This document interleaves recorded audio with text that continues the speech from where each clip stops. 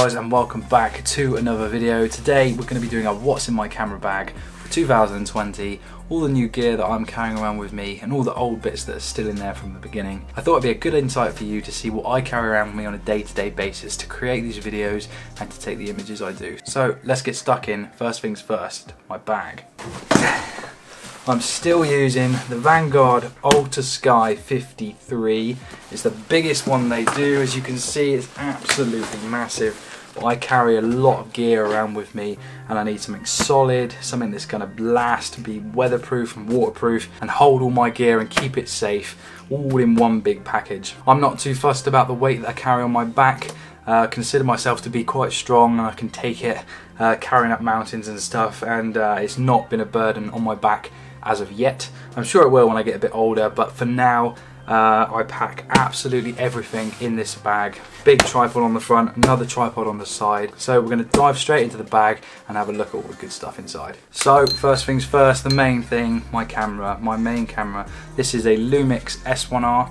I've had this now for about 7 or 8 months, I guess. And when it comes to cameras now, this thing really does absolutely everything I want it to do. It's loaded up with a 24 to 105 lens on there at the moment. I've got an L bracket on there for when I'm on my tripods and I can rotate between landscape and portrait orientation really easily. A couple of peak design clips on there for when I shoot events. Other than that, this thing is absolutely amazing and has never let me down yet and takes some absolutely stunning pictures.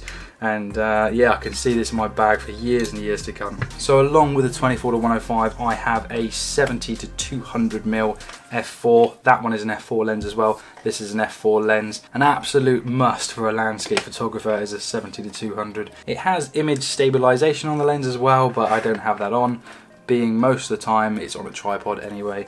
Lens collar obviously to go straight onto the tripod, but an absolute must, like I say, for any landscape photographer.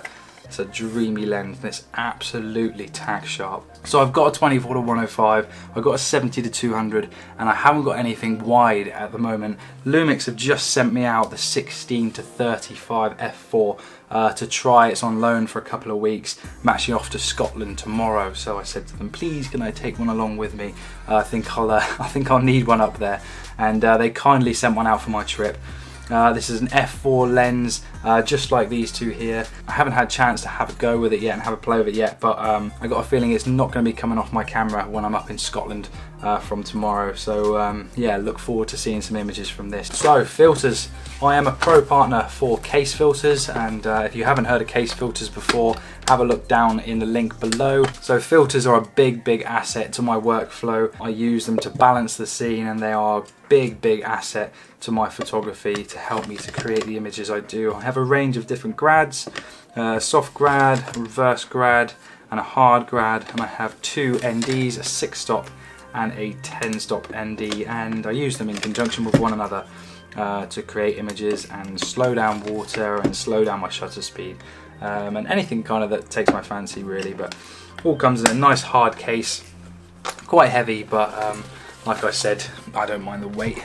Moving on, my drone, packed up in this tiny little case. I've had this drone for about 2 years now, never let me down, absolutely awesome. This is the DJI Mavic Air, and it's a little beauty. There it is, the size of my hand. Shoots 4K, shoots amazing stills, and I use it for all my B-roll and all my vlogs that you've seen in about the last 2 years since I've had it. The Mavic Air is a big asset into my workflow for setting a scene when you get to a location and showing this amazing landscape and vista that you're about to photograph, and it's great for following you and following cars and stuff, and an absolute asset in my bag. Don't go anywhere without it, and can't see myself ever not carrying a drone like this, of this size as well. Really small, really light. So to film my YouTube videos, I use the Canon M50, and this is the kit lens that comes with the camera. It's a 15 to 45 3.5 I think to 6.3, yeah that's right, so it's a variable aperture. Really good lens, it's never let me down, really good. And this camera really is amazing. It's so good when you're filming yourself and you've got the screen here and you can see yourself and it tracks your face to absolute perfection. The dual pixel autofocus that Canon has built into this camera is absolutely phenomenal. And if you are a vlogger and you're looking to upgrade your camera and get a better camera, this is the one to get. It is absolutely perfect. Flip out screen to the side so it doesn't get in the way of tripods. I've had this out in the rain and it's been absolutely fine. I wouldn't say it's weather resistant or anything, but it hasn't broken and let me down. The kit lens is great. All of my videos are shot with this camera.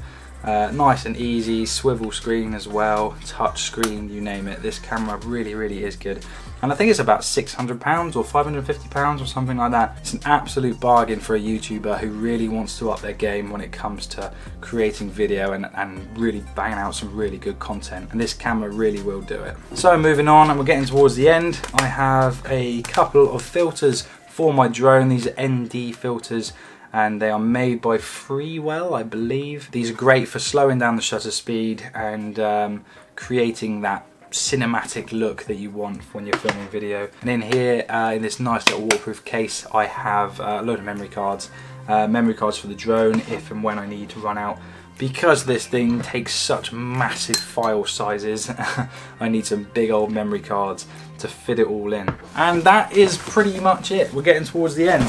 Other than all the batteries and spare batteries I carry 2 for the LUMIX, I carry 3 for the Canon, and I carry 3 for my drone, all fully charged of course, all the time, and that's where they are now, charging up, ready for tomorrow's trip up to Scotland. So I hope you've enjoyed having a quick look into my bag and what I carry around with me, the new gear I'm using, the old gear I'm still using, and all the gear that I use to create these videos for you guys. So if you haven't subscribed to my channel already, please do consider clicking subscribe below, give us a like, tell us what you think down in the comments, and come along on my Scotland journey for the next couple of episodes, because I think it's going to be really nice. It's been forecast a lot of snow up there at the moment, so my fingers are crossed for some decent weather. Although it is Scotland, so it's probably going to rain. So take it easy, I will see you guys in the next one.